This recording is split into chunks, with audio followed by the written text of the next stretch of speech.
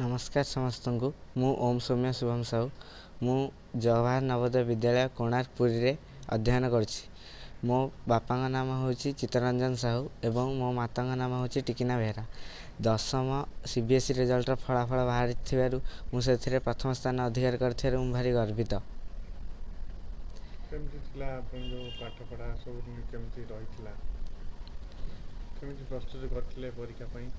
आरंभ तो एते श्रृंखलित भाव में नाथिला किंतु धीरे धीरे जिते परीक्षा पाखे आसला से माने टिके अधिक कॉन्शियस होगी पाठ पढ़ा लगिली एवं मो शिक्षक मानकर एथरे बहुत बड़ योगदान अच्छी।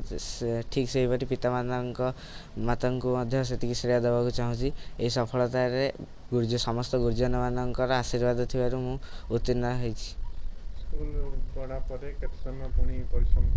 स्कूल पढ़ा पर प्रतिदिन तो 2-3 घंटा परिश्रम करी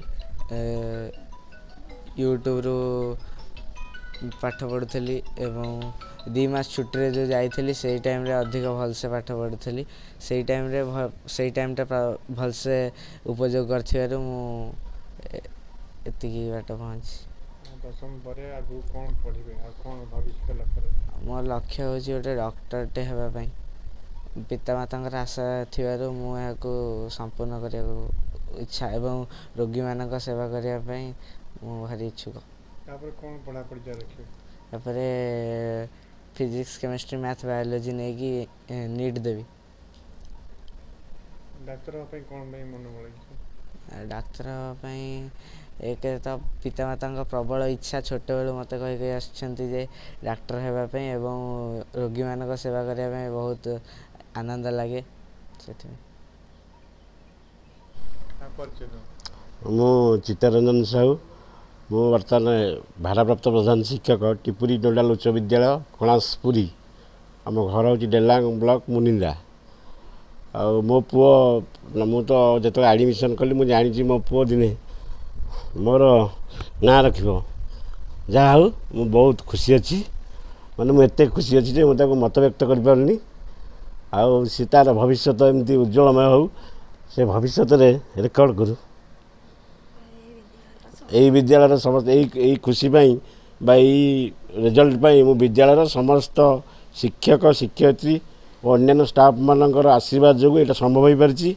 मोर आशा मो पुओ दिने आहरी भल ना कर भविष्य तार लक्ष्य से डॉक्टर हम डॉक्टर होगी जो गरीब लोक मान सेवा कर यही आशा मुझे रखी।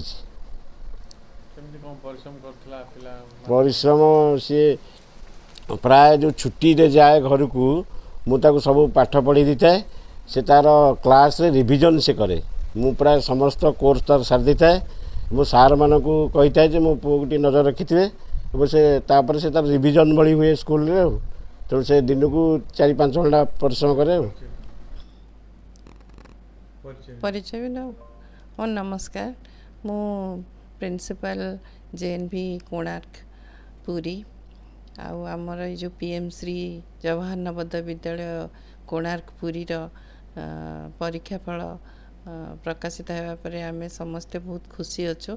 किंतु ओम सौम्य शुभम साहू जी कि 10th क्लास रे 10वीं श्रेणी सी 98.4% रखिंट ताठू मध्य से अधिका रखा डिजर्व करती किंतु सेतिकी भी आम संतुष्ट नहीं आहरी अधिका से रखा डिजर्व करती।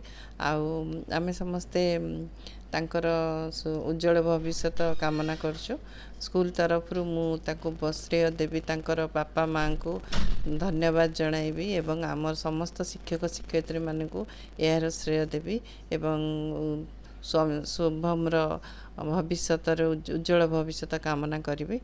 एवं आमर जो द्वादश श्रेणी परीक्षा रे प्रथम होती अर्चिता प्रधान तांको मध्य मु कंग्रेचुलेट करुच्ची। से शतकड़ा 94% रखी फास्ट होती। आमर क्लास 10th रे 7 जन पिला 100 मार्क रखिंट विभिन्न सब्जेक्ट रे जमिति मैथमेटिक्स रे 3 जन पिला 100 ରୁ 100 रखिंट सोशल साइंस रे 2 जण पिला 100 रखिछंती एवं ओडिया रे 2 जण पिला 100 रखिछंती तेणु से समस्त को मु कांग्रेचुलेट करूचे आ थरे एई गणमाध्यम रे।